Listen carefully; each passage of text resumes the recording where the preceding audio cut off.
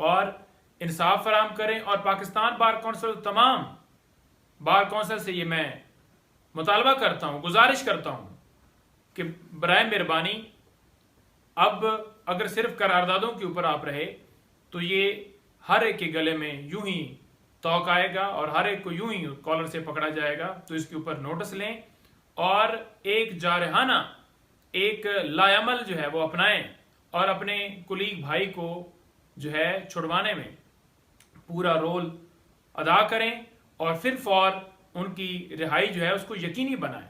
हम एक मिनट भी किसी सूरत इस बात को जो है वो नहीं बर्दाश्त कर सकते कि हमारे भाई जो है वो शेरवत मरवत साहब वो अंदर हों और जो वकला हैं उसके ऊपर जो है सिर्फ करारदादें पेश करें।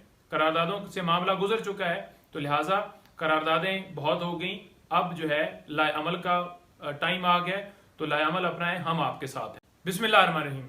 साइफर केस की अडयाला जेल में समात है। जैसे तोशा खाना केस हंगामी बुनियादों के ऊपर चलाया गया उसी तरह से ये केस चलाया जा रहा है। हर रोज समात फिक्स कर दी जाती है।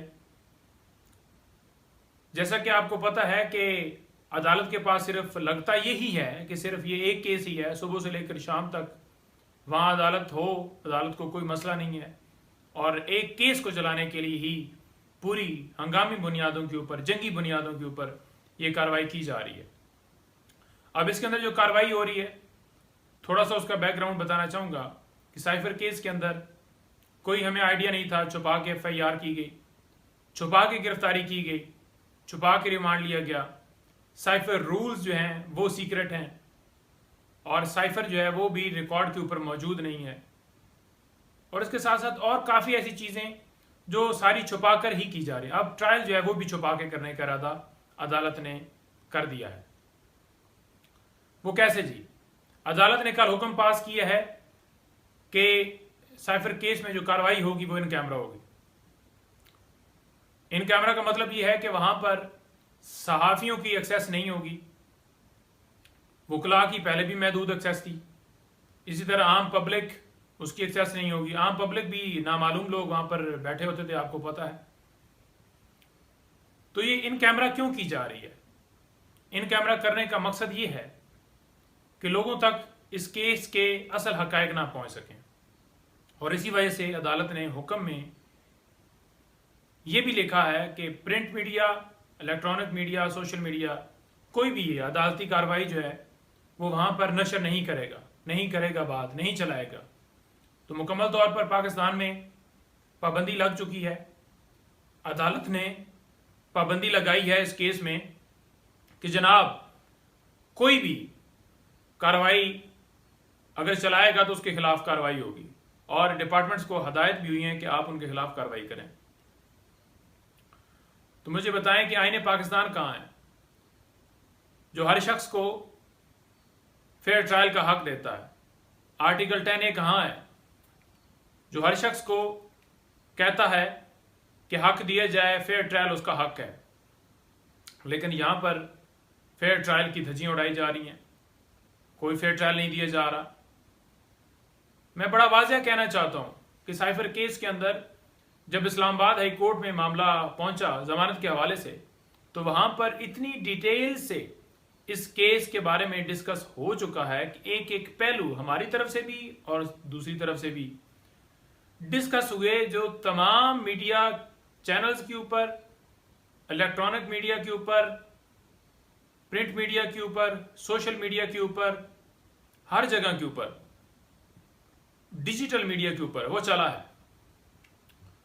तो जब केस के तमाम हकायक ऑलरेडी चल चुके हैं तो फिर आज क्यों सीक्रेट कहा जा रहा है? और ये भी बताऊं कि जब ये कार्रवाई स्टार्ट की गई थी, अगर बैक पे जाएं जहां पर ये शहादतें भी हो चुकी थी इस केस के अंदर कुछ लोगों की हद तक, और वहां पर क्रॉस भी हो चुका था, तो उस वक्त भी कार्रवाई जो वहां की थी वो सारी शहादतों की वो चल चुकी है हर जगह के ऊपर। तो आज ये कहना कि क्योंकि मामला शहादतों पे आ गया है तो लिहाजा वो कार्रवाई ना चलाई जाए, तो पहले क्यों चलाई गई?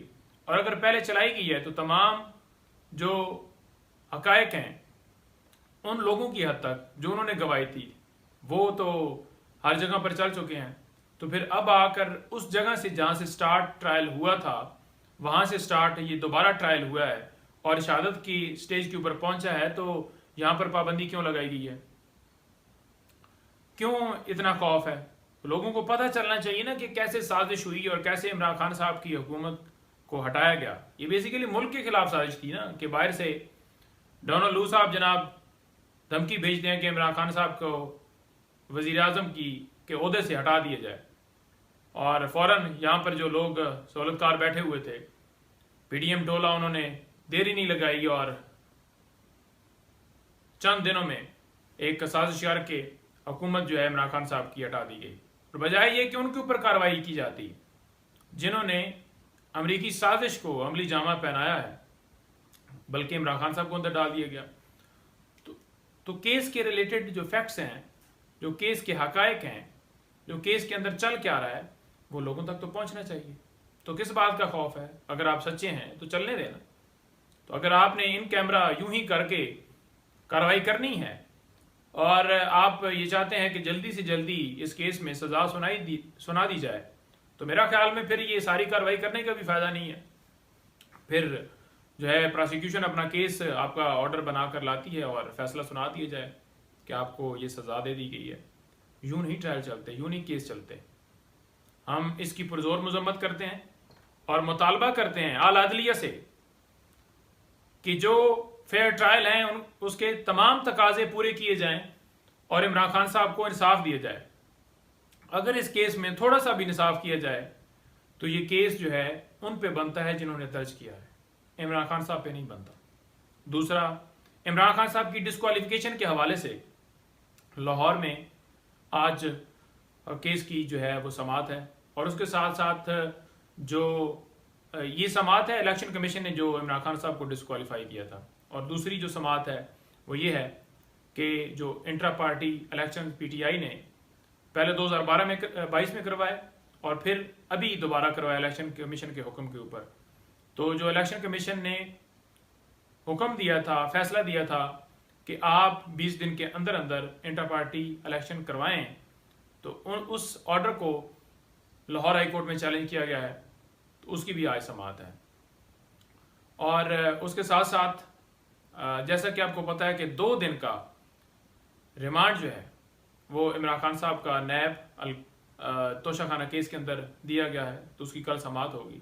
और लास्ट में ये कहूँगा, क्योंकि तफसीलात खान साहब के केस के हवाले से मैंने मुकम्मल की, कि शेर अफजल मरवत साहब की गिरफ्तारी जो है वो गिरफ्तारी नहीं, वो अगवा था। जैसे वो वहाँ पर उन्होंने वो लाहौर हाई कोर्ट में गए और वहाँ से निकले थे और फ़ौरन वहाँ पर पुलिस की वर्दियों में या जो भी नामालूम लोग थे, उन्होंने जिस तरह से बगैर वारंट दिखाए, बगैर कोई FIR दिखाए, क्योंकि उनकी जमानत तमाम केसेस में ऑलरेडी हो चुकी थी, तो सीनियर वकील को यूं इस तरह से जिस तरह से वो पकड़ कर ले गए कॉलर से, और जिस तरह से उनको 3 MPU के तहत नज़रबंद किया गया है, हम पुरजोर मजम्मत करते हैं और आला अदलिया से यही गुजारिश करते हैं कि आप अपनी आईनी जिम्मेदारियां निभाएं।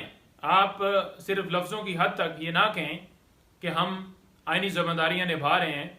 जो लोगों के हकूक सलब हो रहे हैं, हमारे वकला के ऊपर जो अभी सिलसिला शुरू किया और पूरे पाकिस्तान में जो इससे पहले किया गया है, इमरान खान साहब के केसेस देख लें, बाकी हमारी खवातीन जिनके साथ जो सलूक किया जा रहा है, MPU के तहत जो बंद हैं, तो उसका नोटिस लें और इंसाफ फराम करें। और पाकिस्तान बार कौंसिल, तमाम बार कौंसिल से ये मैं मुतालबा करता हूँ, गुजारिश करता हूँ कि बराए मेहरबानी अब अगर सिर्फ करारदादों के ऊपर आप रहे तो ये हर एक के गले में यूं ही तौक आएगा और हर एक को यूं ही कॉलर से पकड़ा जाएगा। तो इसके ऊपर नोटिस लें और एक जारहाना, एक लायामल जो है वो अपनाएं और अपने कुलीग भाई को जो है छुड़वाने में पूरा रोल अदा करें और फिर फौर उनकी रिहाई जो है उसको यकीनी बनाएं।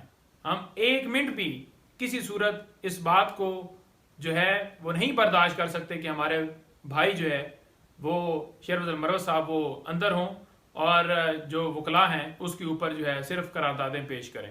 करारदादों से मामला गुजर चुका है, तो लिहाजा करारदादें बहुत हो गई, अब जो है लाएअमल का टाइम आ गया है, तो लाएअमल अपनाएं, हम आपके साथ हैं। Thank you.